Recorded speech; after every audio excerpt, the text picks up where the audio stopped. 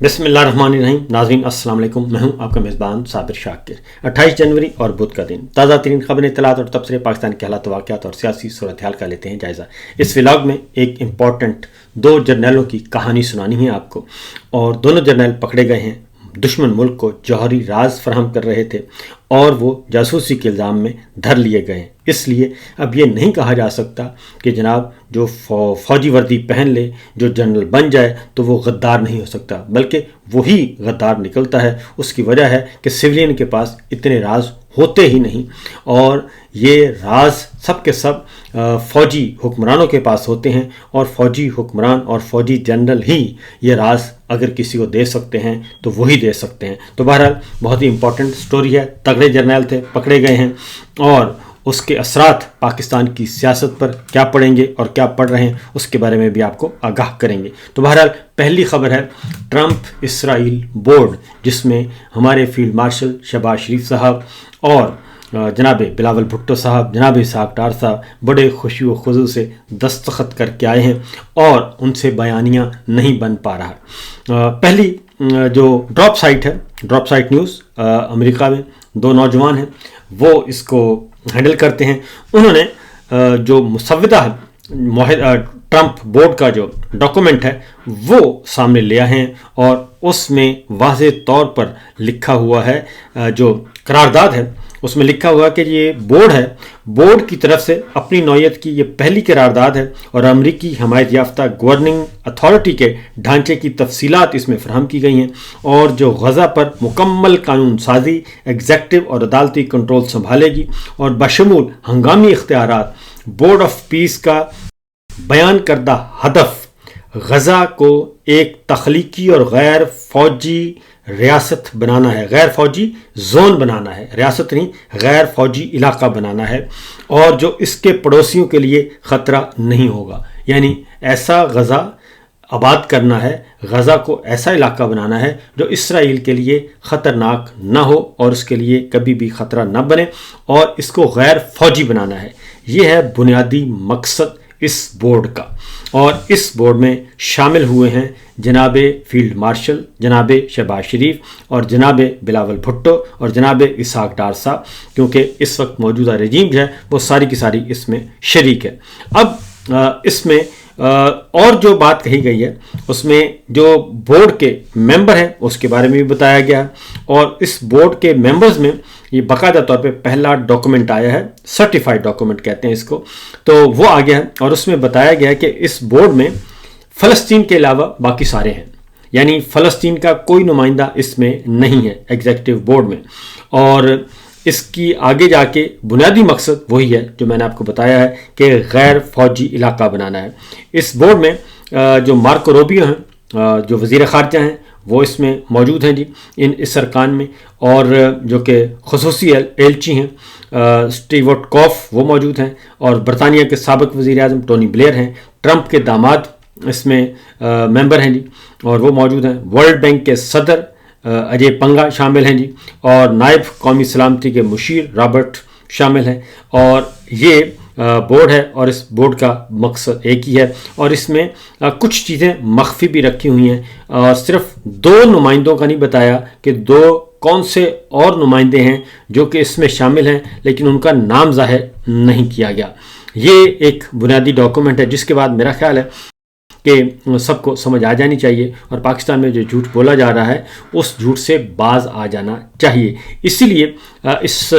Board کے بارے میں پاکستان کے اندر کم از کم کسی کو بھی نہیں معلوم کہ اس میں لکھا کیا ہے اور یہ معاہدہ کیا ہوا ہے. اور یہ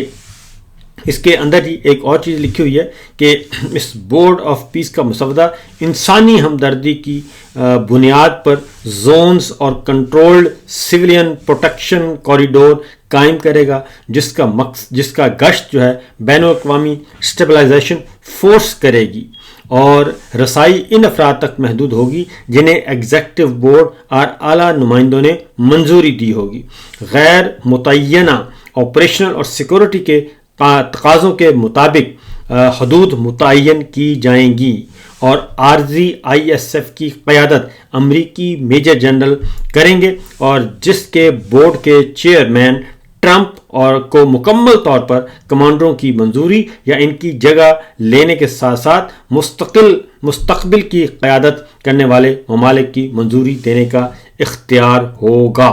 یہ جناب اس کے خد و خال ہیں، بنیادی خد و خال جو کہ ہمارے سامنے اس وقت موجود ہیں۔ اور قرارداد پر جو تنقید کی گئی ہے وہ یہ ہے کہ فلسطینیوں کو دوسروں کے فیصلوں پر عمل درآمد کرنے والوں کے طور پر کم کر دیا گیا ہے اور انہیں ایک بار پھر اپنی قسمت کے مالک نہیں چھوڑا گیا۔ اور یہ اس کے بعد نیتن یاہو نے یہ کہا ہے کہ جناب اس ساری صورتحال پہ نیتن یاہو نے بہت ہی دلچسپ گفتگو فرما دی ہے اور بتا دیا ہے۔ کیا کہتے ہیں نیتن یاہو؟ وہ یہ کہتے ہیں نیتن یاہو جی کہ افواہیں چل رہی ہیں کہ اسرائیل غزہ کو حماس سے پاک کرنے سے پہلے تعمیر نو کی اجازت دے گا، ایسا نہیں ہوگا۔ غزہ میں ترک اور قطری فوج تعینات کی جائے گی، یہ بھی نہیں ہوگا۔ اسرائیل غزہ میں فلسطینی ریاست کے قیام کی اجازت دے گا، یہ بھی نہیں ہوگا۔ تو نیتن یاہو نے یہ سارے معاملات، شکوک و شبہات دور کر دیے ہیں۔ اب اس کے بارے میں مریم صاحبہ اور ہماری جو اس وقت موجودہ رجیم ہے یہ ماضی میں کیا کہتے رہے ہیں وہ ذرا سن لیجئے۔ اور یہ رپورٹ میرے سامنے پڑی ہے۔ وہ کہتے ہیں کہ اسرائیلی اخبار کیوں لکھ رہے ہیں کہ پاکستان کی طاقتور اسٹیبلشمنٹ اسرائیل سے روابط رکھنے میں کوئی حرج نہیں رکھتی۔ ہم اس بارے میں کوئی بات لکھنے اور بولنے کو تیار نہیں۔ ہم تو اس سے بھی بے پرواہ ہیں کہ اسرائیل کو تسلیم کرنے سے ہم کشمیر پر حق حاکمیت کھو دیں گے اور جنوبی ایشیا میں 5 اگست سے جاری کھیل اپنے اختتام کو پہنچ جائے گا۔ اور اس کے ساتھ ساتھ یہ بھی فرمایا کہ پیک کو یعنی کہ اس وقت کا ہے کہ خبریں سامنے آئی ہیں کہ اسرائیلی وزیر اعظم نیتن یاہو نے سعودی عرب کا خفیہ دورہ کیا ہے جس کی اسرائیل کی جانب سے تصدیق مگر سعودی عرب کی جانب سے تردید کی جا رہی ہے۔ یہ اس وقت کے زمانے میں جی یہ ہماری جو جعلی دانشور ہیں وہ یہ فرما چکی ہیں، اس وقت فرمایا تھا جو یہ میں نے آپ کو پڑھ کر سنایا ہے۔ یہ تو ہے حقیقت حال، ہم نے آپ کو بتا دی کہ قوم کو لیکن نہیں بتایا گیا، کیونکہ جب تک نہیں بتایا جائے گا اس وقت تک یہ شکوک و شبہات رہیں گے۔ اگلی خبر، اب ساری صورتحال میں کیا ہو رہا ہے جی؟ اس ساری سچویشن میں اس وقت ہو یہ رہا ہے کہ ایران پہ حملے کا خطرہ ہے اور تیاریاں کی جا رہی ہیں، اور سارے اس ریجن کو، پورا ریجن اس وقت جنگ کی لپیٹ میں آ سکتا ہے۔ اسی لیے فوری طور پہ ایران نے واضح طور پر اعلان کیا ہے کہ اگر کسی کی سرزمین، کسی ملک کی سرزمین ایران کے خلاف ہوگی، فضا استعمال ہوگی، زمین ہوگی اور اس کی جو سمندری حدود استعمال ہوگی تو وہ اس ملک کو نشانہ بنائے گا۔ اور اس میں اب ایران کی حفاظت کے لیے روس اور چائنا جو ہیں وہ اس کی پشت پر کھڑے ہیں، اور ہم اس ریجن کو چھوڑ کر ہم امریکہ کے ساتھ جا کے کھڑے ہو گئے ہیں، اور ہمارا امریکہ کے ساتھ اتحاد ہو گیا ہے، اور ادھر Iran, Afghanistan, Russia, China, India, یہ سارے اکٹھے ہو گئے ہیں۔ تو یہ ہمارے حکمرانوں کا ویژن ہے 2024۔ تو بہرحال یو اے نے یہ کہا ہے کہ جی یو اے نے مکمل طور پر یہ اعلان کر دیا ہے کہ ہماری ایران کے خلاف نہ ہماری فضائی حدود استعمال ہوگی، نہ زمینی حدود استعمال ہوگی، نہ ہی ہماری جو ہے وہ سمندری حدود استعمال ہوگی۔ ہمارے دریا، ہمارے سمندر، ہماری فضا، ہماری زمین ایرانی حملوں کے خلاف استعمال نہیں ہوگی۔ دوسری جانب سعودی عرب کے فرمانروا، سعودی عرب کے کراؤن پرنس محمد بن سلمان سے بات ہوئی ہے پریزیڈنٹ آف ایران کی، اور محمد بن سلمان نے بھی دو ٹوک انداز میں واضح کر دیا ہے کہ سعودی عرب کسی بھی صورت میں ایران پہ حملے کے معاملے میں کسی بھی ایسے ایکٹ کی مخالفت کرے گا جس کا مقصد ایران پہ حملہ کرنا ہو۔ سعودی عرب ایران کے خلاف کسی بھی حملے کو ناقابل قبول سمجھتا ہے اور کسی قسم کی جارحیت، دھمکی یا اشتعال انگیزی کی مخالفت کرے گا۔ اور یہ سعودی ولی عہد محمد بن سلمان نے ایرانی صدر مسعود کو یقین دہانی کروا دی ہے۔ اور اس کے ساتھ ساتھ ہمارے یہاں بھی جو پاکستان میں بھی پاک ایران بارڈر پہ ہمارے بھی جو ٹروپس ہیں وہ منتقل ہوئے ہیں اور وہ اس وقت پاک ایران بارڈر کو بھی دیکھ رہے ہیں، اور دیکھنا ہے کہ درون خانہ ہماری چائنا کے ساتھ کوئی اسٹریٹجک ریلیشن شپ ابھی ہے یا نہیں ہے، اور اگر نہیں ہے تو یہ کافی خطرناک ہو سکتا ہے، کیونکہ چائنا بھی ہم سے ناراض اور سعودی عرب بھی ہم سے ناراض، اور یہ ہے ہماری اس وقت کی جو پالیسی ہے ٹرمپ اور ٹرمپ اسرائیل بورڈ میں شمولیت کی پالیسی۔ اگلی خبر جو ہے وہ ہے جناب، ہمارے پاس بلومبرگ نے رپورٹ دی ہے، اور وہ ہے چائنا کے 2 سینئر موسٹ جرنیل بلکہ فوج کے سربراہ وہ قابو آئے، پہلے ایک قابو آیا اور اس کے بعد دوسرا، اور دونوں کے خلاف ٹرائل شروع ہو گیا ہے، اور دونوں کے خلاف سنگین الزامات ہیں، اور الزامات ہیں کہ یہ امریکہ کے لیے جاسوسی کر رہے تھے اور ان کو جوہری ہتھیاروں کی معلومات دے رہے تھے۔ بلومبرگ نے یہ دعویٰ کیا ہے کہ چین میں ایک فوجی بغاوت کی کوشش کی گئی جس کا مقصد شی جن پنگ کا تختہ الٹنا تھا، یعنی کہ جو ایران میں کوشش کی گئی وہی چائنا میں بھی۔ مبینہ طور پر 2 اہم جنرلوں کو ان کے اہل خانہ اور 3300 فوجی اہلکاروں سمیت حراست میں لے لیا گیا ہے، اور آگے جا کے سینٹرل ملٹری کمیشن کے وائس چیئرمین پر شی جن پنگ کے خلاف بغاوت کو منظم کرنے کا شبہ ظاہر کیا جا رہا ہے، اور مبینہ طور پر یونگ کے وفادار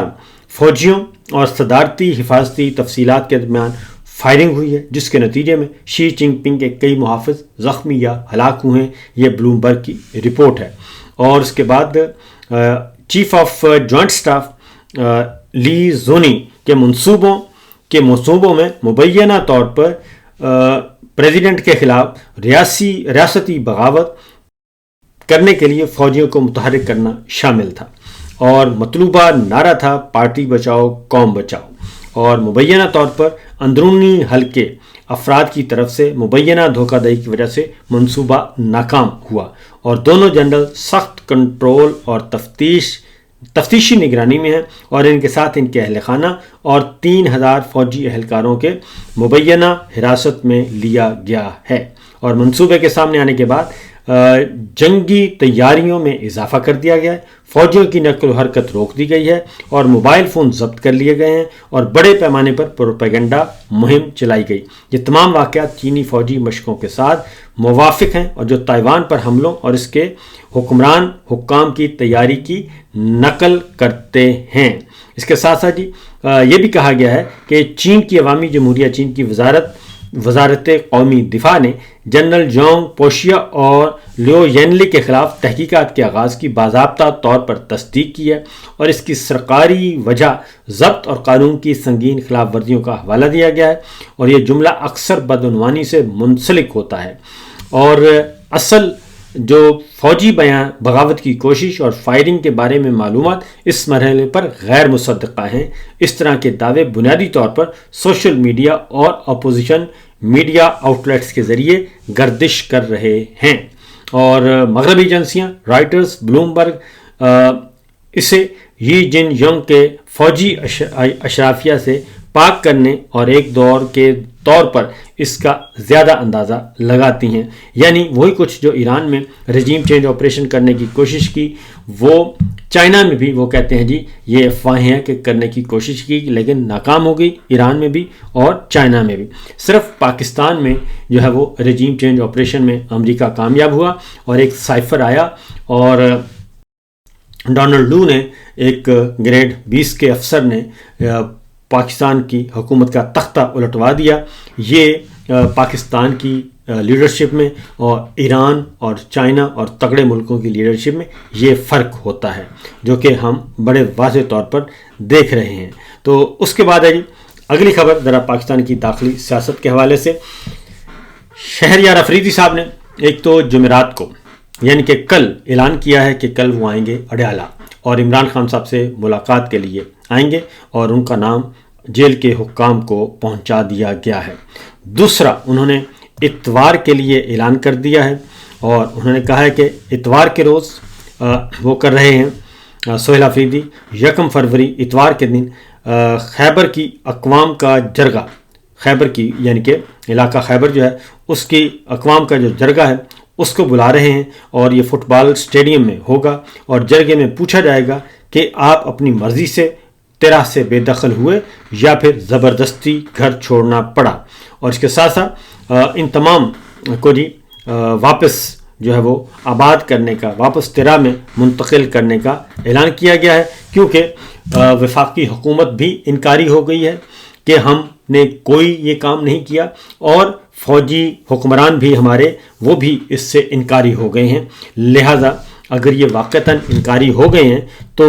سہیل آفریدی صاحب خیبر پختونخوا کی حکومت نے یہ کہا کہ چلیں پھر دیکھ لیتے ہیں کہ یہ کتنے انکاری ہیں اور کتنے ابھی بھی جڑے ہوئے ہیں۔ لہٰذا انہوں نے تمام کی واپس ان کے گھروں منتقلی کا اعلان کیا ہے، اور اس سلسلے میں معاملات کافی گڑبڑ ہیں، چونکہ یہ ترا وادی کا جو فوجی آپریشن ہے اور وہاں سے لوگوں کو ہجرت پر مجبور کرنا، بے گھر کرنا، یہ وفاقی حکومت اور DGISPR کے گلے کی ہڈی بن چکا ہے۔ فی الوقت اتنا ہی، اجازت دیجیے، اللہ حافظ۔